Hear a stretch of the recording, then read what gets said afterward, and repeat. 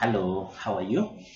I think it's a good day. So I want us to look at the business plan writing because I've already given some explanation in the other videos on how to do our business plan writing.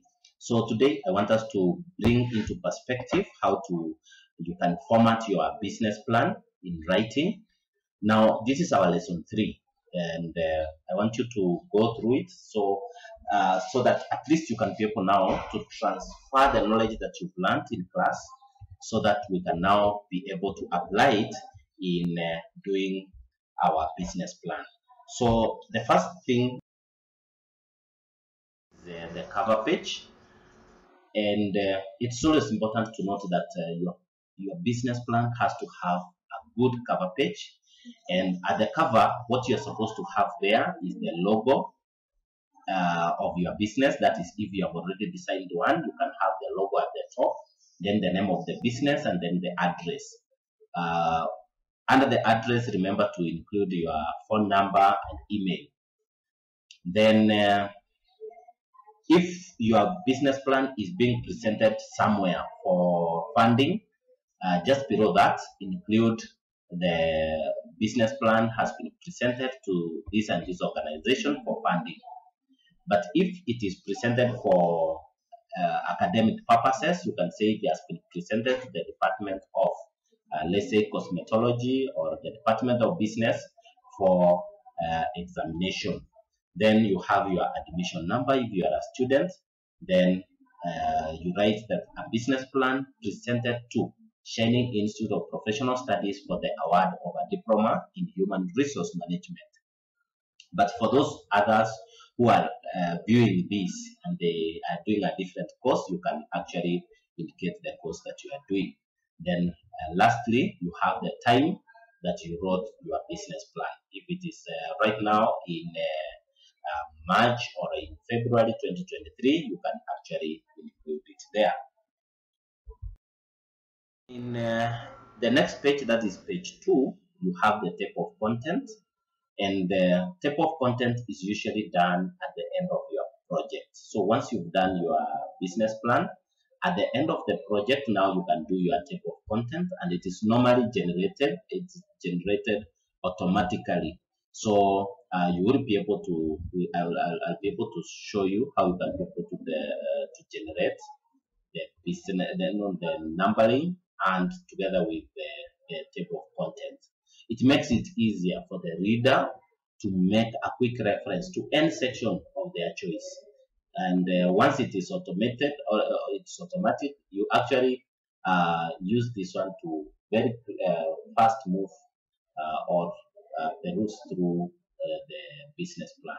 Because whoever who is going to read your business plan will depend on this course content and table of contents to be able to locate whatever is of interest to them, so that they can be able to fund you.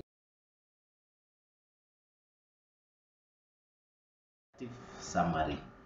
What is an executive summary? An executive summary of the business plan is a summary that is summarizing all the main ideas in your business plan, chapter per chapter. It actually includes all the sections in your business plan, and in this one, it usually has what we call the business description, the marketing plan, the marketing, the production and operation plan, and lastly the financial plan. And also it has what we call the management plan of an organization or the business that you are starting. Ensure that this one is not too long or too short. So it is usually between 1 to 1.5 pages long, so that it can be able to give a summary of what the business plan is about.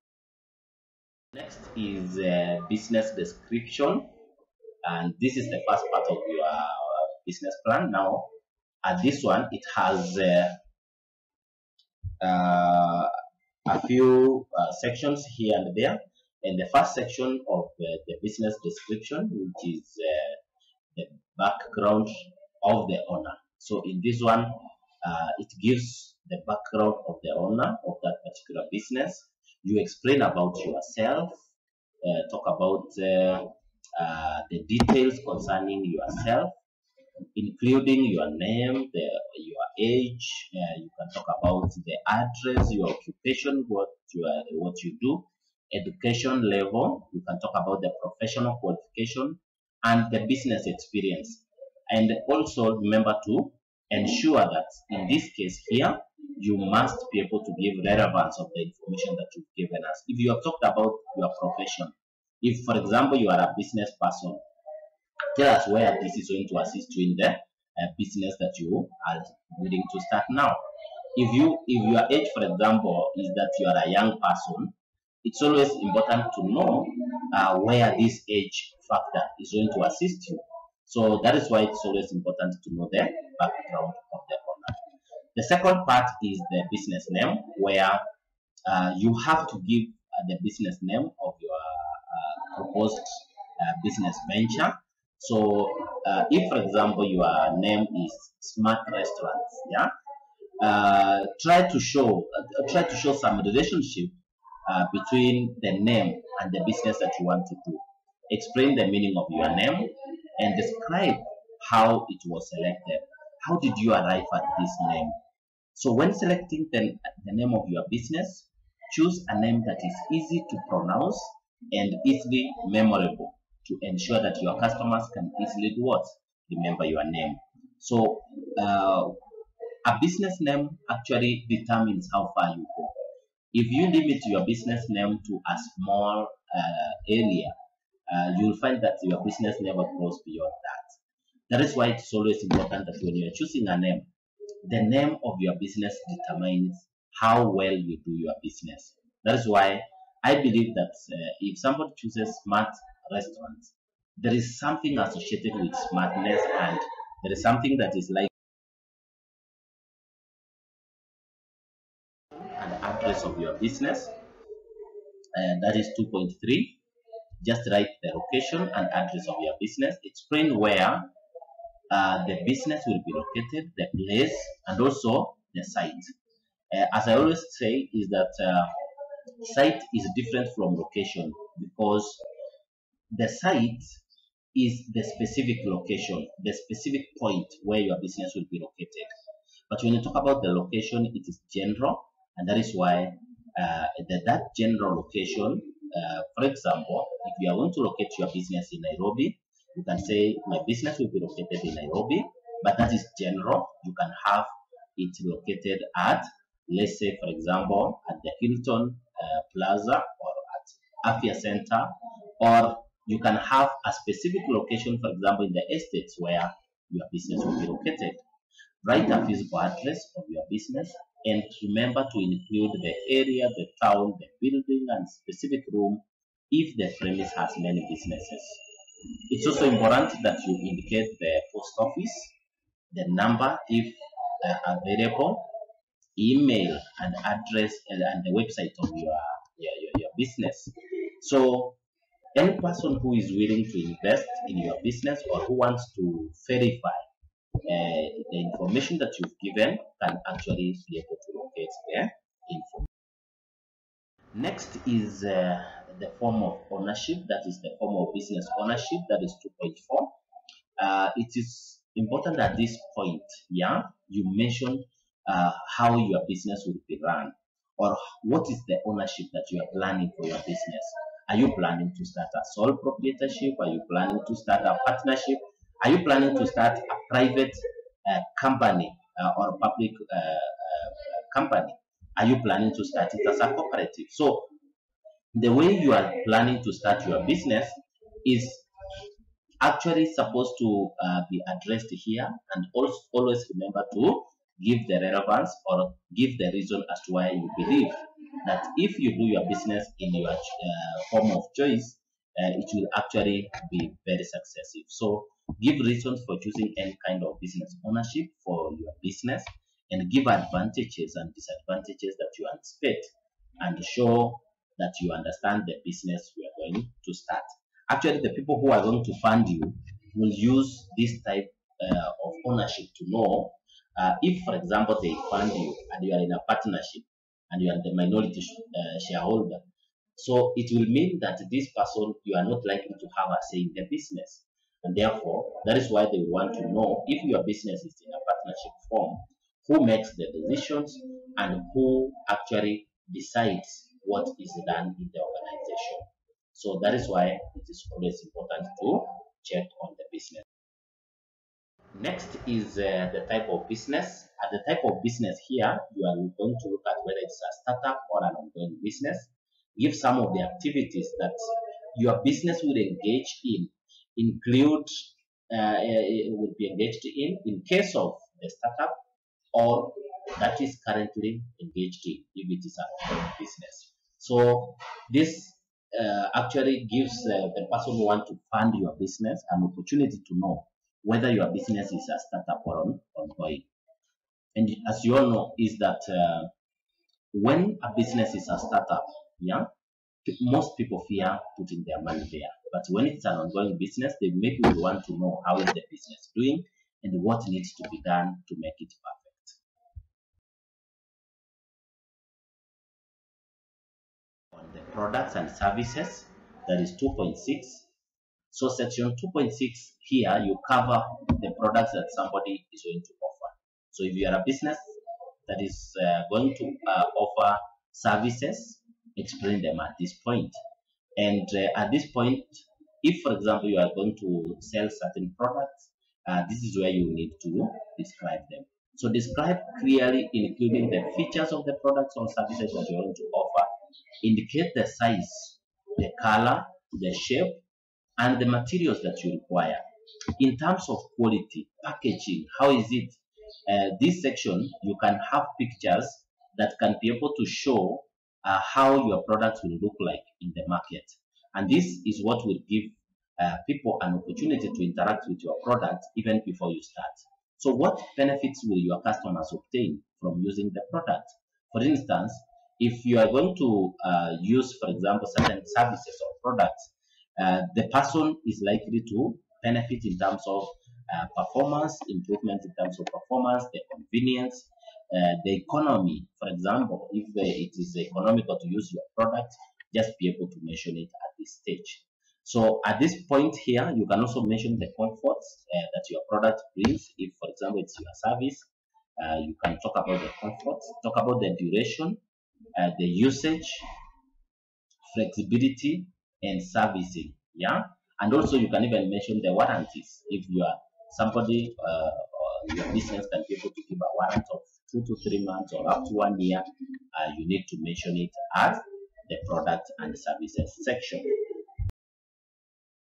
The justification of opportunity, and under justification of opportunity, this is where you are giving the reasons for choosing the kind of business that you have started or you want to start.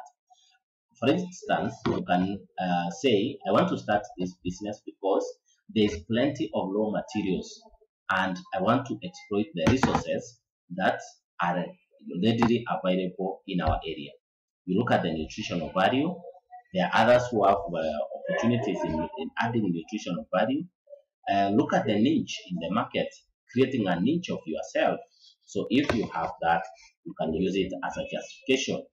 And also professional qualification. There are those who use it as a justification because, for instance, if I'm a caterer and I start a hotel business, then I can use it as a justification that I'm starting this business because I am a professional qualified chef who has done this work for, let's say, 15 years, and I believe that doing this business will give me an opportunity to apply my skills in giving the best in the market.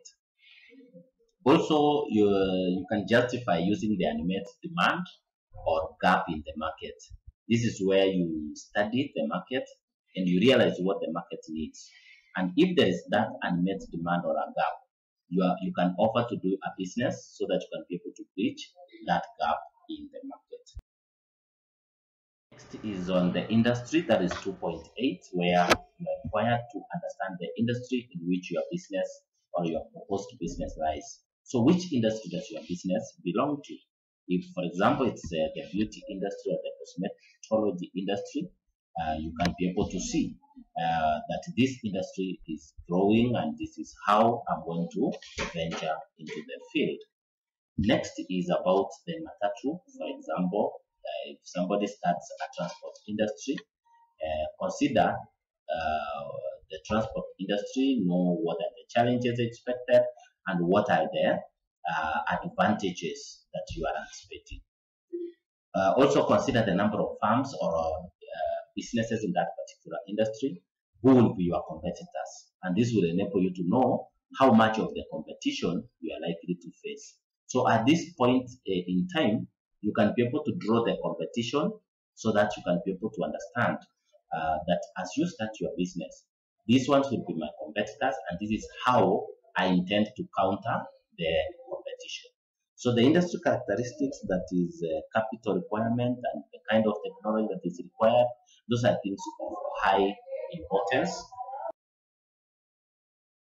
to handle it. 2.9 talks about the goals of your business or the objectives. So which are the goals that you set for your business? So what does the business want to achieve in a long term? You know, goals give a long-term projection of your business. What do you want to achieve, for instance, in 5 years, in 10 years? For example, you want to become a quality leader in the market in a specific industry in 1 year or 5 years or 10 years.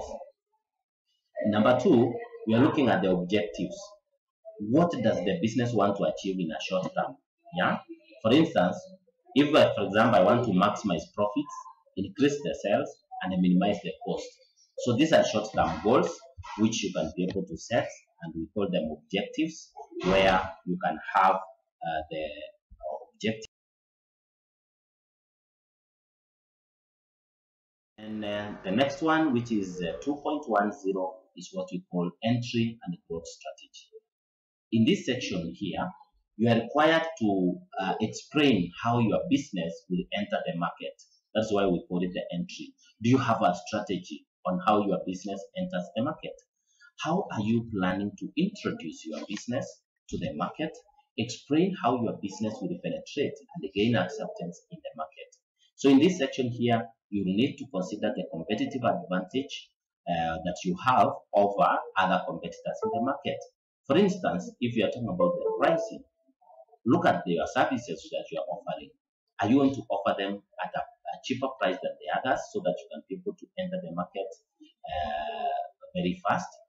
You may also look at advertisement, which can give you an edge. So how are you planning to advertise? Somebody may say, I will advertise from house to house or from door to door, and I will actually be offering monthly promotionals, which I will use to distribute my products to various parts of the country. So in this case, it's always important for you to design your entry strategy. If you decide that my entry strategy is going to be low prices, more people, you can pursue that. There are others who go for high quality, as much as the number of people may be low, but if the quality is good, people will always come back to you. And there are those who decide to pursue both the strategies, but it's always important to understand which strategy your business will use to enter. Now, the entry plan here, a competitive advantage of the business, that is what your business has compared to your competitors. We are looking at the weaknesses of your competitors. How can I capitalize on the weaknesses of my competitors? If they are not consistent in what you are doing, you can decide to be consistent. If they are not offering flexibility, yeah, you can offer to give flexibility. For instance, if you are in a hotel business, you may decide that now people usually want to have the best treatment, but maybe they could want to have it in their home. So you may decide and say, I will have a delivery package where once somebody comes and orders, the food will be actually served in their home without necessarily having them come over to the hotel. Look at the pricing plan, how you will set your prices for your products, then the plan to attract the customers, methods you are using to attract your customers, they are always very important. Now, The growth plan, this is a plan on how you are going to grow your business. And in this case, you need to check on the trends and the signals in the business growth or the signs of business growth. So if you are in a specific industry, check on the trends. See if are there any signals in terms of how the business will be able to grow. So you should be able to conceptualize this from the onset, that this is how I'm going to move my business from the entry level to a growth stage. So there are also things that you need to check under growth plan. You're going to look at the opportunities coming from the trends or prevailing opportunities. Plan to take advantage of the opportunities and also carry out what you call a SWOT analysis, where you use the 4 P's of marketing as strategies for entry and growth. So in that case, you will be able to carry out a SWOT analysis. And when you talk about SWOT analysis, this is where you check on the strengths of your business, the weaknesses, the opportunities that you can capitalize on, and the threats that are likely to affect your business. And once you understand this, compare it with your competitors and the people who are already in the industry. And once you compare it with your competitors, you will be able to come up with a strategy on how you are going to enter and grow your business. So up to there, that is our lesson 3. Thank you for participation, and see you next time when we'll be doing lesson 4 in terms of how we plan for the management of your organization. Thank you, and see you next.